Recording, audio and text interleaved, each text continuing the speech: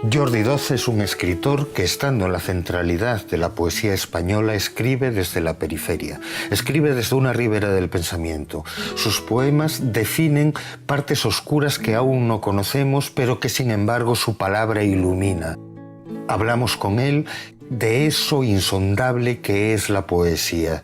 ¿Y llegamos a alguna consecuencia? Por supuesto, que un enigma siempre tiene por respuesta otro enigma. Con nosotros esta noche en Clave de Fondo, Jordi Doce.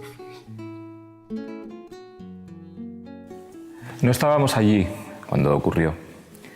Íbamos de camino a otra ciudad, otra vida, bajo un cielo cambiante que se movía con nosotros. Cruzamos campos verdes, amarillos, pueblos de gente suspicaz y cuervos impasibles. Y ni una vez echamos en falta nuestra casa o sentimos nostalgia del pasado. Así era el viaje. Por la noche silencio, a la mañana niebla.